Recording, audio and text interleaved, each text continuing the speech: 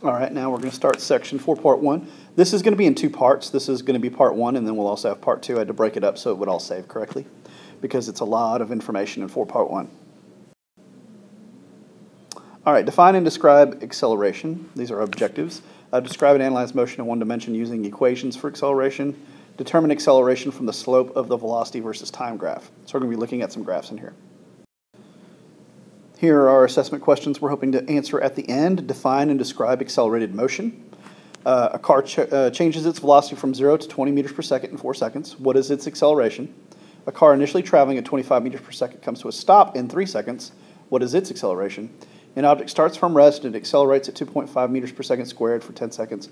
What is its final velocity? The motion of a particle along a straight line is depicted in this graph. So we have a velocity time graph. What is the acceleration of the particle from 7 seconds to 10 seconds? So you're just looking at this part, just looking at this part right here for that one. Here's our terms, velocity, acceleration, and rate of change. Here are our equations that we have. Acceleration is the change in velocity divided by the change in time, or the change in velocity is equal to acceleration divided by the change in time, or velocity equal is our initial velocity plus acceleration times time. This V like this means final velocity, is final velocity. So our definition, acceleration is the change divided by the change in time. An accelerating object has a changing velocity. Can you share an example of something accelerating? I hope you can think of a lot of things that accelerate. A coaster making a turn, it might be going the same speed, but turning causes it to change its velocity because velocity is a vector which has magnitude and direction. Since the direction is changing, you have acceleration. A ball rolling uphill. So as it goes uphill, it slows down. That means it is decelerating, which is negative acceleration. A baseball falling. As it falls, it's going faster and faster because gravity is pulling it down, accelerating it downward. What is acceleration? Look at what we have here. 2 balls are moving to the right. Their velocities each showing on each second. Which ball is accelerating? What is its acceleration? So look at the first one. It goes 4, 4, 4, and 4. Is it accelerating? No. The next one we're going, as it travels down to 2 to 4 to 6, as it goes down. What's its acceleration? The ball is accelerating at a plus 2 meters per second squared because every second it increases by plus 2 meters per second. Acceleration is the rate at which velocity changes. This is important. That means time is involved. Rate and time go together. Where A is acceleration, which is in meters per second squared, the delta V is the change in velocity, which is meters per second, and delta T is the change in time. The units for acceleration are units of speed divided by units of time. So if you look at this, it tells you how many meters per second your velocity changes every second, because velocity is meters per second, time is in seconds, so you end up with meters per second squared. The equation defines acceleration as the change in velocity, which is our Vf minus Vi, divided by the change in time, which is Tf minus Ti. So this can be broken down into this. So this says a car is initially at rest. That's your Vi, initially at rest. 10 seconds later, it's moving 30. So then it will go 30. In a change of time, the final time is 10. The initial time was 0. So you have 30 divided by 10 gives you 3 meters per second squared.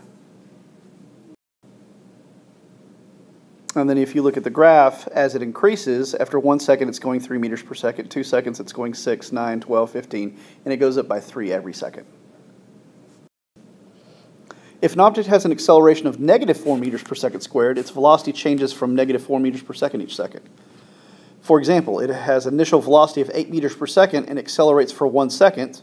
So if it's going 8 meters per second, and I'm adding negative 4 to it, it is then going to be going 4 meters per second, meaning that it's decelerating at negative 4 meters per second squared. So initial velocity, change in velocity, final velocity. This chart shows the position and speed of an object moving to the right for 3 consecutive seconds. So we have 3 seconds it goes 1.5, then 3, and then 4.5. What is the acceleration of object 1? What is the acceleration of object 2? So we said object 1 is at 4.5 meters per second. Here, so it was going 1.5. This one is going 4 meters per second squared. What is the missing time here? What's the missing time here? If it's going, we figured out it was going 4 because it went from 2 to 6, that's 4. 6 to 10 is 4. What's 4 more? 14. Yes, it's 14 meters per second. You understand how this works? Yes, we understand. All right, exploring ideas. On page 110, click the calculator. It's a way for you to see the changes that are happening here. All right, a car starts at rest and accelerates to a velocity of 10 meters per second in 5 seconds. What's its acceleration? Enter the values and click Run to see how the car performs. If you see here, you'll have A, B, C, D, and E to work. I want you to work all 5 of those and check out and see how it changes, and it'll show you how the car runs. Hopefully you get a better understanding if you're a visual learner. A car starts at rest and accelerates to a velocity of 10. It's going to end up being, the problem is 2 meters per second squared. Let's say a race car accelerates from 0 meters per second to 27 in 4 seconds. What's its acceleration? So plug these in now. You end up getting 6.75 meters per second squared. So practice these. You like that? That was the bell to go to D-lunch. Can you make the car go forward and then backward? How would you do that?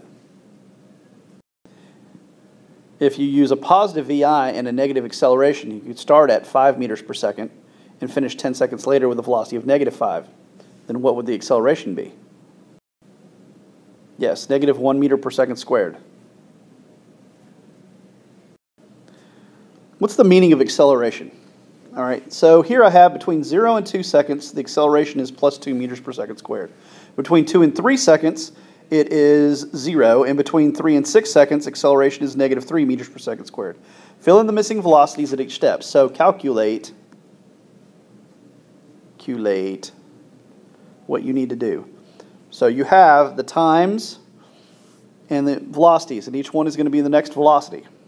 So an acceleration of +2 meters per second squared means you add 2 meters per second to the velocity for each second for the 2 seconds. So at 0, it's at 0. At 1, it's going 2 meters per second. And at 2, it's going 4 meters per second. These don't line up because whenever I import them in, it kind of gets off. What is happening? What's happening to the speed here? What does the speed do? As it goes down, what happens to the speed? Does it change at all? All right.